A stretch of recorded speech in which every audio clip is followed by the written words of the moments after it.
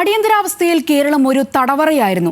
പ്രതിപക്ഷ നേതാക്കളെ മാത്രമല്ല, നക്സലുകളെയും മനുഷ്യാവകാശ പ്രവർത്തകരെയുമെല്ലാം ജയിലിലടച്ച് തല്ലിച്ചതച്ചു.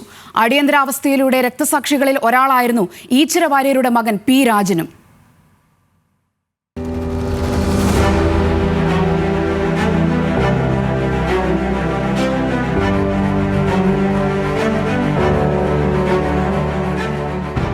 സി അച്യുതമേനോൻ മുഖ്യമന്ത്രി, കെ കരുണാകരൻ ആഭ്യന്തരമന്ത്രി. അടിയന്തരാവസ്ഥ കാലത്താണ് തടവറയ്ക്കുള്ളിലെ ക്രൂരതകൾ കേരളത്തിൽ നടമാടിയത്. നക്സലൈറ്റുകൾ, CPI ഒഴികെയുള്ള കമ്മ്യൂണിസ്റ്റുകൾ, സോഷ്യലിസ്റ്റുകൾ, ജനസംഘം പ്രവർത്തകർ എന്നിവരെയെല്ലാം ഒന്നൊഴിയാതെ അറസ്റ്റ് ചെയ്തു. അതിൽ പി രാജനും വർക്കല വിജയനും പോലീസ് മർദ്ദനത്തിൽ കൊല്ലപ്പെട്ടുവെന്ന് പിന്നീട് തെളിഞ്ഞു. അങ്ങാടിപ്പുറം ബാലകൃഷ്ണൻ അറസ്റ്റിലായപ്പോൾ പോലീസ് ജീപ്പ് കത്തിച്ച് സ്വയം ജീവനൊടുക്കി.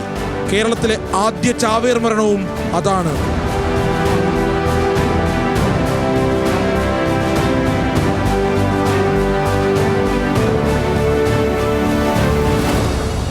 കോഴിക്കോട് കായണ്ണ പോലീസ് സ്റ്റേഷൻ ആക്രമിച്ചപ്പോൾ കാണാതായ 2 റൈഫിളുകൾ അന്വേഷിച്ചു വന്നവരാണ് എഞ്ചിനീയറിംഗ് കോളേജ് വിദ്യാർത്ഥിയായ രാജനെ അറസ്റ്റ് ചെയ്തത്.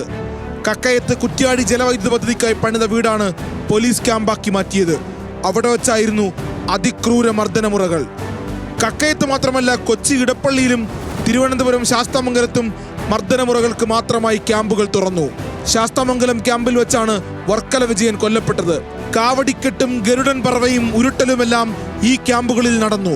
അടിയന്തരാവസ്ഥ പ്രഖ്യാപിച്ചതിന് പിന്നാലെ എറണാകുളം TBയിൽ ചേർന്ന CPIM യോഗം EMSനോടും പുത്തലത്ത് നാരായണനോടും ഒളിവിൽ പോകാൻ നിർദ്ദേശിച്ചു.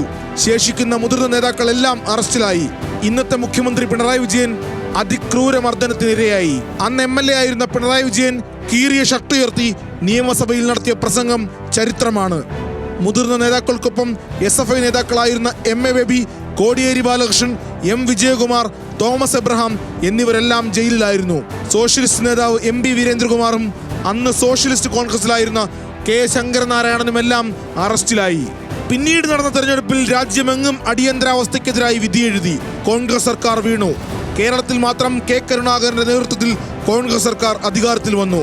എന്നാൽ അടിയന്തരാവസ്ഥയിലെ രാജന്റെ തിരോധാനത്തെക്കുറിച്ചുള്ള ഹൈക്കോടതി പരാമർശത്തിൽ ഏറെ വൈകാതെ K കരുണാകരന് രാജിവെക്കേണ്ടി വന്നു.